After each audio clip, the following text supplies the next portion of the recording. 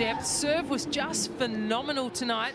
Really condensed the amount of unforced errors too, but just from start to finish, the way that she played to win, directed traffic, hit every ball, just so impressive, Kevin. Yeah, and for Aryna Sabalenka, you can see how demoralizing this loss is. I mean, Sophie, she got picked apart early. Rybakina came with her A++ game, and Sabalenka had to play from a deficit for the remainder of the match. Well, they should have given her the trophy at the start. I mean, if they knew what was going to follow, it was just, you know, I guess it was a dream performance that there's few and far between in your career. I spoke about it being flawless, and this is going to be one match that I hope Elena Rybakina looks back over and watches time and time and time again. It will be one for the ages. So many things I didn't.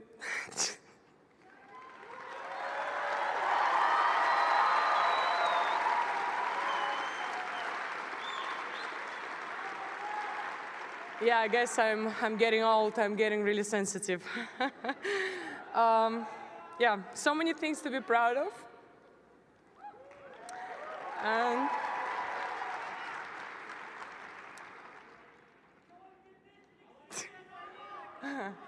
yeah, thank you guys.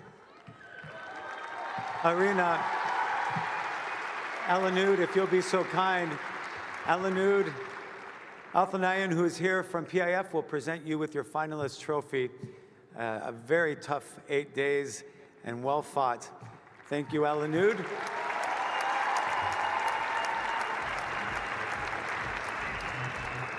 Aryna, if I can just have you stand up here and just show that to everybody around the world, if you will. Ladies and gentlemen, Aryna Sabalenka. And just like that, basically the tennis season is over. It'll return here in just a few months. There is a very short, of course, off season in professional tennis, but what an exciting way to end this one. Rybakina and Sabalenka, really the top two players who really deserve to be in this final, this round robin event over there in Saudi Arabia. Rybakina today taking home $5,200,000. I think it was $5,235,000. And Sabalenka, the runner-up, taking it home just a little bit shorter than that. What an incredible prize money that is for professional tennis.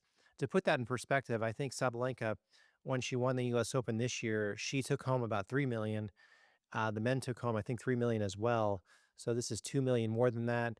It's in Saudi Arabia. I don't know how taxes work over there, or you win $3 million in the U.S. You got to pay taxes and all that stuff. So I'm not sure how that works when you get that prize money over there in Saudi Arabia, but these two women are a lot richer today, and you can see that after the match, it means more. The money isn't just it's not all about the money. Sabalenka was quite emotional after the match, and we'll see what she can do going into next season. She retains the #1 ranking. I think our beloved Polish queen Iga Świątek will keep the #2. And then it goes on from there. We saw Pegula this week. We saw Goff, Paulini, of course, Anisimova, our beloved American, and several other players just playing each other. Everyone played someone, or everyone played each other this week in WTA finals. So it's a peculiar event, if you ask me, because the world kind of isn't watching this match if you're not a hardcore tennis fan. But if you're here right now, if you've made it this far in the video, you are a hardcore tennis fan. So thank you so much for watching here on Best Muscle Video on YouTube. I know you have a lot of options on where you can watch your tennis analysis. If you're watching here, thank you so much. As I stand here, the match just ended. It's about 12:30 p.m. Central here in Dallas. We're always filming here in Dallas, Texas. This is your first time here, please hit that subscribe button. We work so hard to watch some of these matches, and it's been a lot of fun this afternoon watching this one on Saturday, November 8th, 2025. We will not be back probably till March with tennis stuff. So it's been a wonderful few months, really since March of this year. So March till November. So a lot of the tournaments will be heating up again in March. And of course, really the tennis season starts in Australia with the Australian Open, and of course a few warm-up tournaments, the United Cup, which I think is over there in Australia and stuff like that. And there'll be some exhibition matches, I'm sure, over there in Dubai probably and stuff like that in December. kind of during Christmas time or before Christmas. So, but a lot of these players are going to enjoy the rest of November going into the off season, and there might be a tournament or two left in WTA. I'm not sure, maybe on the 100 level or 250 level. But I think the WTA 500s and WTA 1000s are all but over. And I'm kind of sad that we're going to get a break here, but it has been a lot of fun watching these matches. I wish there were more interviews than the on-court interview over there in WTA finals. They'll probably have a post-match press conference that you can catch somewhere else. But, over there in the US Open, the French Open, Wimbledon, Australian Open, you get the on-court interview, and then it's not even an interview; it's just a little speech, and then you get an interview probably on court right after that immediately. So where it's a little bit more intimate, but speaking to a large crowd, great crowd in Saudi Arabia today, sold out crowd of 4,200 people, and I think this crowd was really interested in this tournament this year, pretty much in every match. A lot more than last year. This is the second time WTA Finals has been in Saudi Arabia, and second consecutive year in 2024 and 2025. It remains to be seen if they'll keep it in Saudi Arabia next year. Um, WTA final is always kind of interesting in that it's usually hard court, or excuse me, it's usually indoor court. Pretty sure this is the first event for all these WTA players where they're playing indoor, and in Saudi Arabia also it's high altitude. The land is over there in Saudi Arabia is very high above sea level, so that means for the tennis ball, it moves a lot quicker. Um, I thought that I could hear Rybakina talking over there, but it looks like that was just they're putting together a little highlight reel of the end of the year. But yeah, so I think some of the players are um, they just don't get too much practice on an indoor court, and I think that threw off some of the players this year.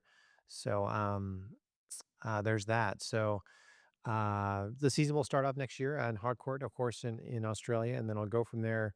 We'll go so many things to look forward to next year. The Indian Wells and the Miami Open. The Sunshine Double is always my favorite time of the year to watch that stuff. And we'll see if there's any newcomers that comes along. So many young players. Of course, Alex from the Philippines, Victoria from Canada, and all these interesting characters who will probably return to the tour again next year, like Putin Seva and Daniel Collins and um, Andreeva, those types of players.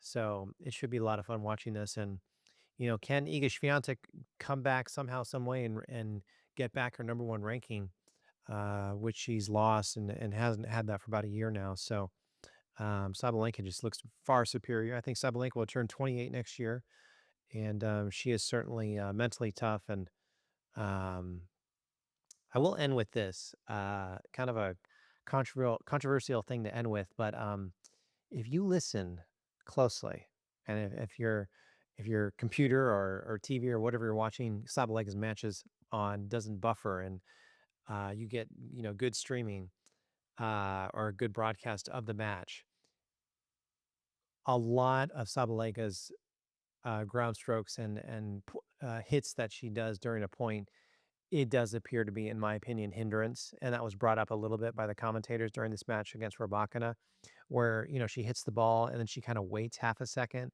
and then she finishes her grunt.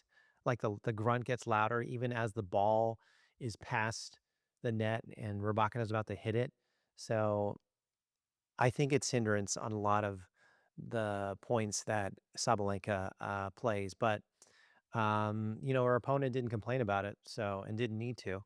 So I just think that's a little bit interesting. There was one time about 2 years ago, Novak Djokovic was playing at Wimbledon. He was playing center in a semifinal, and the umpire called hindrance on Djokovic for a loud grunt, which maybe was a pretty easy call for the umpire to make because Novak doesn't really grunt too much or just not as loud as Aryna Sabalenka. But when you have a Sabalenka who's grunting literally every single time she touches the ball, uh, are you going to call hindrance every time? Are you going to make a rule change in tennis because you can't grunt, stuff like that? So she's the loudest grunter on the court, and look out for that next year. You watch some Sabalenka matches next year. Look out for the grunts because I do think they go into breaking a rule, which is hindrance, and she should be losing, in my opinion, some of the points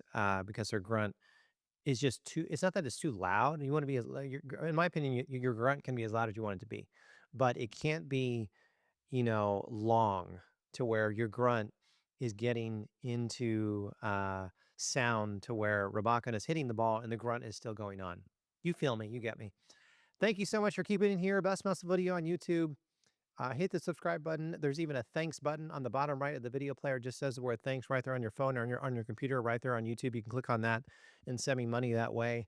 What a year for tennis. November 8th, 2025. We're signing off for tennis, and we'll be back next year. It's going to be a lot of fun.